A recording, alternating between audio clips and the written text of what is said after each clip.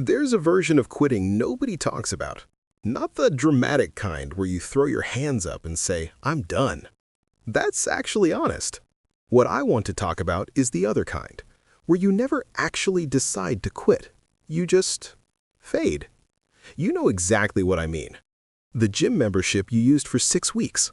The morning routine that felt life-changing in January.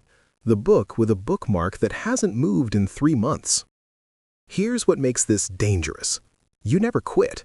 Not really. You're still planning to do it.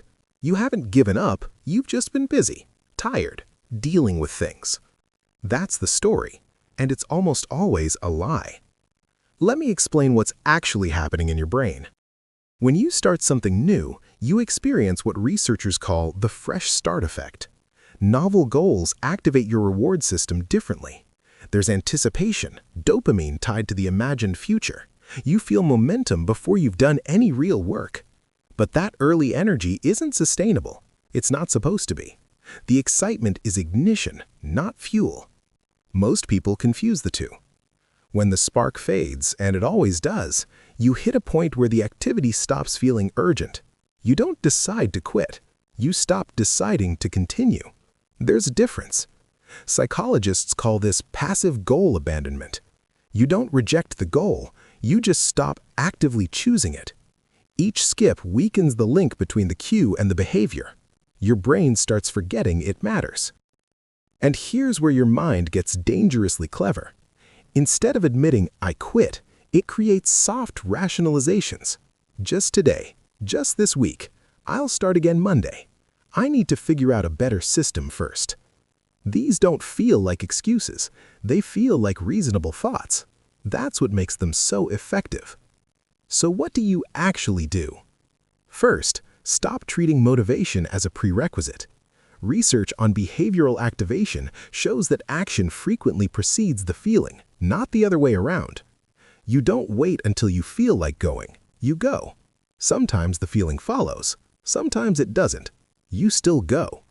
Second, shrink the decision. Every "should I do this today" moment bleeds willpower. Build what's called an implementation intention, a specific if-then plan. When I finish my coffee, I write for 15 minutes. No deliberation.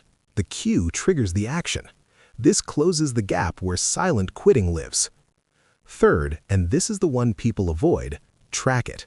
Not obsessively, but because the absence of action is invisible until it becomes a pattern. A simple calendar mark, a single X on paper. The goal isn't perfection, it's awareness. You can't fix what you've convinced yourself isn't broken. The silent quit is how most people lose years of their life. Not through crisis, not through dramatic failure, through drifting. Convincing themselves they'll get to it later, while later quietly becomes never. You're not weak for having done this. Almost everyone does. But now you know how it works. And once you know, you're responsible for what you do next. No one is coming to tap you on the shoulder and point out that you've quietly stopped building your life. That's on you to catch, not to feel guilty about, to notice, and to choose again, today and tomorrow, and as many times as it takes. That's how you stop quitting without noticing.